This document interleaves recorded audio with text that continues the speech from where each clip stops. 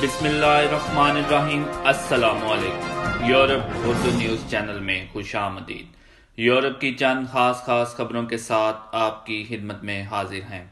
برطانیہ میں lock down پابندیاں کم از کم مزید 3 ہفتوں تک جاری رہیں گی۔ برطانیہ کے سیکرٹری خارجہ ڈومینک راب نے کہا ہے کہ برطانیہ میں لاک ڈاؤن پابندی میں کم از کم سے 3 ہفتوں تک توسیع کی جائے گی۔ روزانہ کی بریفنگ میں مسٹر راب نے کہا کہ ایک جائزے میں طے پایا ہے کہ اقدامات میں نرمی لینا عوامی صحت کو نقصان پہنچائے گا۔ یورپی یونین کمیشن کے صدر نے مہلک کرونا وائرس پھیلنے کے آغاز میں مدد نہ کرنے پر اٹلی کو دلی معافی کی پیشکش کی ہے۔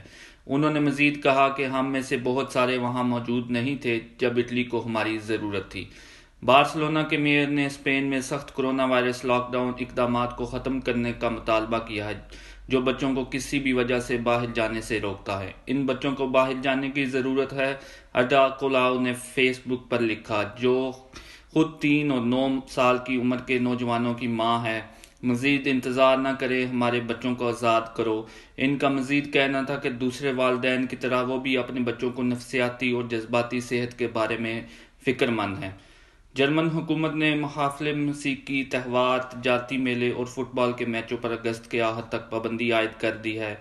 جرمن چانسلر اینجلا میرکل نے بدھ کے روز جرمنی کی 16 ریاستوں کے ساتھ اتفاق کیا تھا کہ جرمنی میں ہونے والے بڑے واقعات پر اصولی طور پر اگست کے آخر تک پابندی ہوگی، اور ایزی جیٹ نے اپنے تمام طیاروں میں درمیانی نشست کو خالی رکھنے کا ارادہ کیا ہے تاکہ ایک بار کرونا وائرس کے باعث لاک ڈاؤن ختم ہو جانے کے بعد معاشرتی فاصلوں کو برقرار رکھا جا سکے۔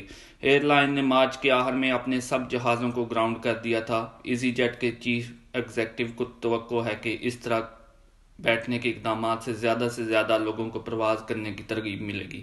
انہوں نے مزید کہا، کیونکہ میں سمجھتا ہوں کہ یہ وہ چیز ہے جسے صارفین دیکھنا پسند کریں گے، پھر ہم حکام کے ساتھ مل کر کام کریں گے اور صارفین کے خیالات، نکات کو مد نظر رکھتے ہوئے فیصلہ کریں گے کہ اس انداز کو برقرار رکھا جائے یا نہیں۔